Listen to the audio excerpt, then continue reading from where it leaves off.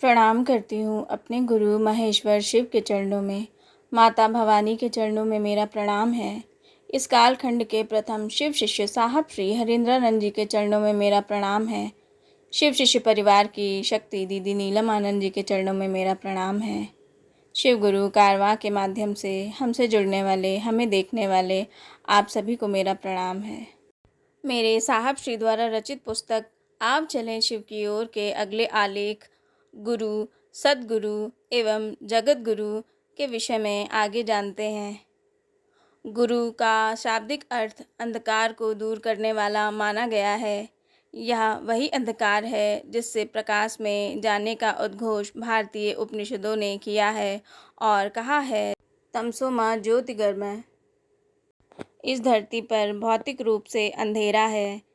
दिन के तेज उजाले में भी कमरे के दरवाजे खिड़कियां अगर बंद कर दी जाएं तो अंधेरा हो जाता है।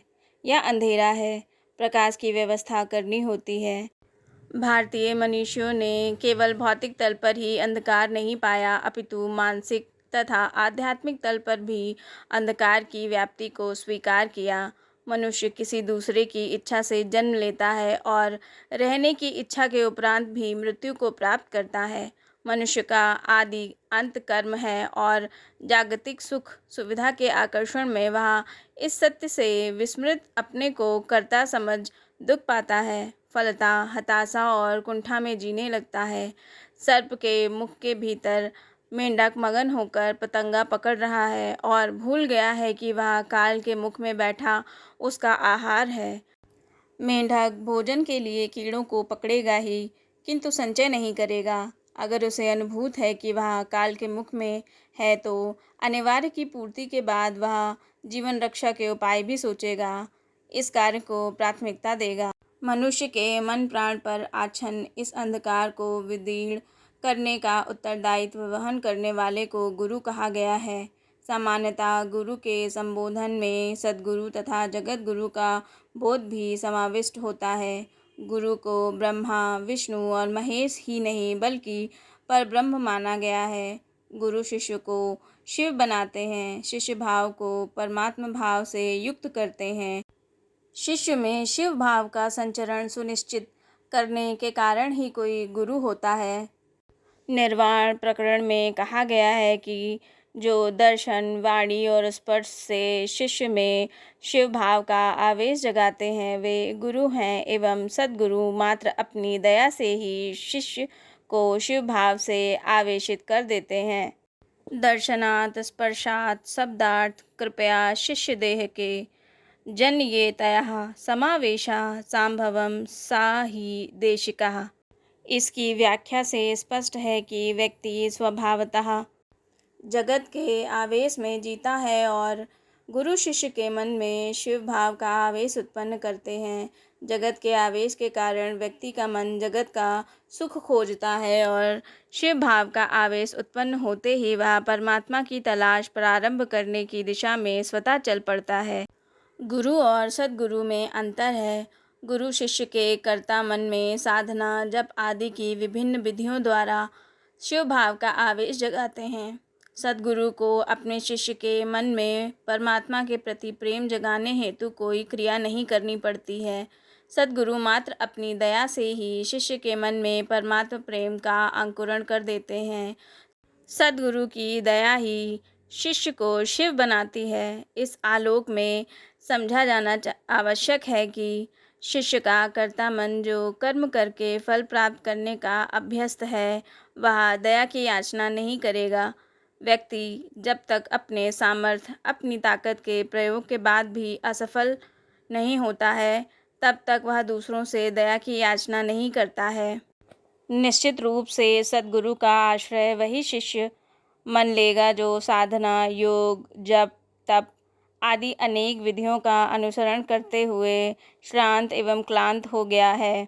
व्यक्ति के सामर्थ्य की सीमा है और शिष्य मन अनेकानेक साधना की विधियों को करने के बाद एक दिन थक हार कर अपने गुरु से दया की याचना कर बैठता है। शिष्य का मन जब दया मांगने की स्थिति में आता है, यहीं से उसे सद्गुरु का आश्रय मिलता है। सद्गुरुओं की श्रृंखला पर दृष्टिपात करने से हम पाते हैं कि इन लोगों ने अपनी गुरु शिष्य परंपरा में शिष्य बनने के लिए भिन्न भिन्न शर्तें रखी। कुछ लोगों ने यम नियम पालन को अनिवार्य बताया, कुछ लोगों ने सुरा और सुंदरी को छोड़कर शिष्य बनने की बात कही, तो कुछ लोगों ने मांस मछली नहीं खाने की शर्त रखी। किसी ने गृहस्थ जीवन छोड़ वैरागी होने को प्राथमिकता दी। स्पष्ट रूप से जगत के इन विभिन्न आकर्षणों से शिष्य मन को मुखर कर परमात्मा के प्रति प्रेम जगाने का सामर्थ्य न्यून होने के कारण ही शर्तों के साथ गुरु शिष्य परंपरा चली है। निर्विवाद रूप से सद्गुरु के आश्रय में जाने के पूर्व सद्गुरु द्वारा लगाई गई वर्जना का अगर कोई व्यक्ति अनुपालन करने की क्षमता धारित करता है तो सद्गुरु की दया उसे शिवमय बनाएगी। गुरु गोरखनाथ के द्वारा प्रतिष्ठित साधना गृहस्थ आश्रम को एक सीमा के उपरांत अनुकूल नहीं मानती है।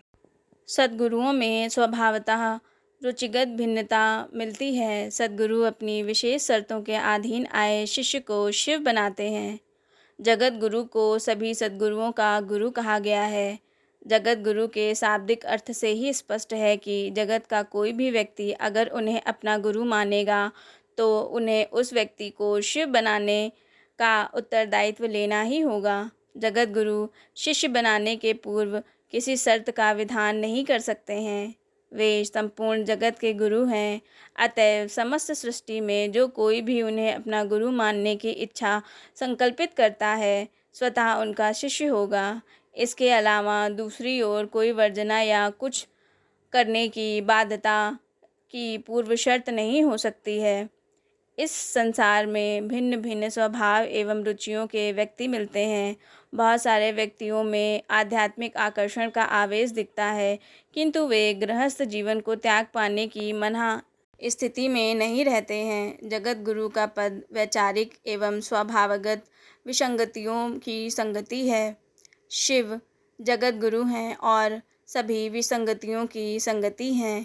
जगत गुरु का शिष्य बनने के लिए किसी प्रवृत्ति या मानसिकता को त्याग देने की पूर्व शर्त नहीं होती। संपूर्ण जगत के व्यक्तियों को जगत गुरु को अपना गुरु मानने का अधिकार है।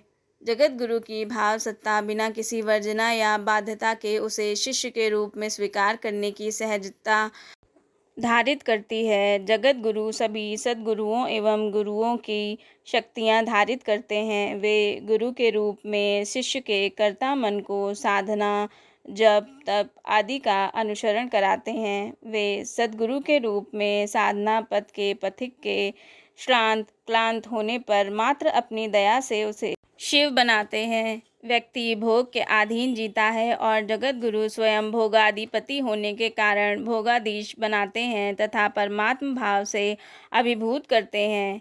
वाल्मीकि रामायण में जो ईशा से 400 वर्ष पुरानी रचना है, शिव को परम गुरु कहा गया है। अध्यात्म की दुनिया में भारत के आगम और निगम शास्त्र शिव पार्वती संवाद हैं, जिनमें कहा गया है कि शिव गुरु हैं और भवानी शिष्या हैं। शिव तंत्र के प्रेरता तथा सभी आध्यात्मिक विधाओं के परम ज्ञाता माने गए हैं। ब्रह्मवैवर्त पुराण में कहा गया है, ज्ञान नंदम ज्ञान रूपम ज्ञान बीजम सनातनम, अर्थात शिव आप ज्ञान आनंद स्वरूप हैं, ज्ञान रूप हैं, ज्ञान के बीज हैं और सनातन हैं। कैवल्य उपनिषद में सदाशिव शब्द का प्रयोग हुआ है।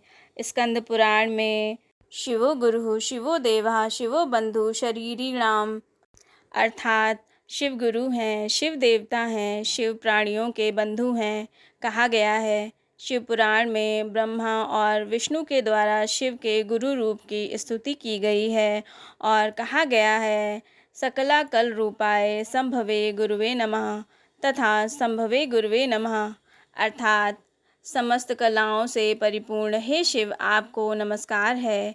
पद्म पुराण मूलतः भगवान विष्णु पर आधारित है और उसमें भी शिव को जगत गुरु कहा गया है। पद्म पुराण में उल्लेख आया है, वामदेवम महादेवम लोकनाथम जगत गुरुवम।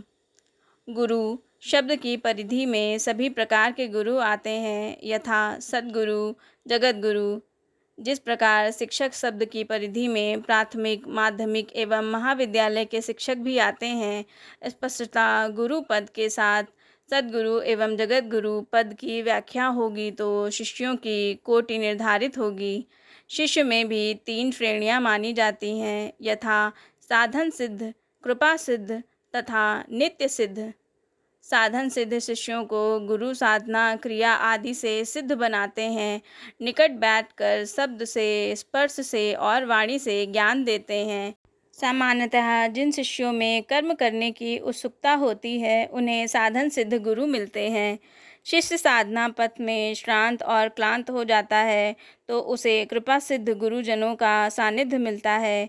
ऐसी स्थिति में गुरु मात्र अपनी कृपा अथवा दया से शिष्य को सिद्ध बनाते हैं। नित्य सिद्ध की श्रेणी में वे शिष्य आते हैं जो पूर्व सिद्ध हैं, उन्हें साधना की आवश्यकता नहीं पड़ती, मात्र गुरु की दया से उनका मन शिव के आवेश से आवेष्टित हो जाता है। ऐसा लगता है कि बाघ के बच्चे को उसकी माँ मांस खाना सिखला रही है, किंतु उसमें मांस खाने व शिकार करने का गुण प्रकृति प्रदत्त है। सियार के बच्चे को अगर बाघ की माँ वैसा ही प्रशिक्षण दे तब भी वह बाघ के जैसा शिकारी नहीं हो सकता। नित्य सिद्ध मात्र शिव गुरु की दया से शिव के मानिंद हो जाते हैं। ध्यातव्य है कि गुरु शब्द का एक अर्थ होता है भारी या वजनी। कोई भी संबंध व्यक्ति का मन बनाता है। गुरु शिष्य संबंध भी एक रिश्ता है। शिष्य के मन में उसकी गुरु सत्ता अन्य विचारों एवं भावों की अपेक्षा भारी है या नहीं। भारी यदि है तो गुरु से शिष्य के संबंध प्रगाढ़ होंगे ही, किंतु अगर जागतिक आकांक्षाएं एवं ऐषणाएं मन में गुरु से अधिक वजनी हैं तो गुरु शिष्य संबंध अत्यंत हल्का होगा और शिष्य पर गुरु की दया लगभग निष्प्रभावी होगी। पुस्तकों में यह व्याख्या नहीं मिलती है, किंतु गुरु शिष्य संबंध का तापमान एक शिष्य के द्वारा स्वमेव मापा जा सकता है। अपने गुरु शिव के प्रति शिष्य भाव का तापमान एक गणितीय समीकरण से स्वतः मापा जा सकता है। जीवन अवधि के एक पक्ष यानी 15 दिनों में एक दिवारात्रि के समय में लौकिक एवं पारलौकिक सभी चिंतनों में से मिला जुला कर गुरु के चिंतन में शिष्य का मन कितने समय लगा रहा। जिस प्रकार अनेक व्यस्तताओं के बीच किसी प्रिय पात्र द्वारा दिए गए कार्य की स्मृति सतत अनायास बनी रहती है, उसी की भांति गुरु अथवा उनके द्वारा निर्दिष्ट कार्य का स्मरण शिष्य भाव की परिभाषा है। गुरु भाव की परिधि में एक व्यक्ति का मन 24 घंटे के दिन रात के अंतराल में कितने समय तक लगा रहा, इसे मिनट और घंटे में परिगणित किया जा सकता है। स्वाभाविक है कि अपनी प्रिय वस्तुओं अथवा पात्र के विषय में व्यक्ति स्वतः अपेक्षाकृत अधिक सोचता है। कहा जाता है कि ध्यान किया नहीं जाता अपितु हो जाता है। पत्नी और बच्चों के बारे में कोई पद्मासन या सिद्धासन लगाकर या एक निर्धारित समय अथवा स्थान में सोचने की क्रिया नहीं करता। वे लोग व्यक्ति के ध्यान में ही रहते हैं। गुरु के प्रति शिष्य की प्रियता बरबस अपनी ओर आकर्षित करती रहती है और शिष्य गुरु के ध्यान में जागतिक भंवर जाल के मध्य भी शिव की याद में रहता है। सचमुच ध्यान की यही परिभाषा है तथा शिष्यता के ताप का मापक यंत्र भी। शिष्य मन का शिव गुरु के आकर्षण में स्वतः गमन उसकी महती दया से ही संभव है। शिव गुरु कारवां के माध्यम से हमसे जुड़ने वाले, हमें देखने वाले आप सभी से मेरा अनुरोध है कि हमारी वीडियो को लाइक करें, शेयर करें और हमारे चैनल को सब्सक्राइब करें। मिलते हैं आपसे अगली वीडियो में। आप सभी के चरणों में मेरा प्रणाम।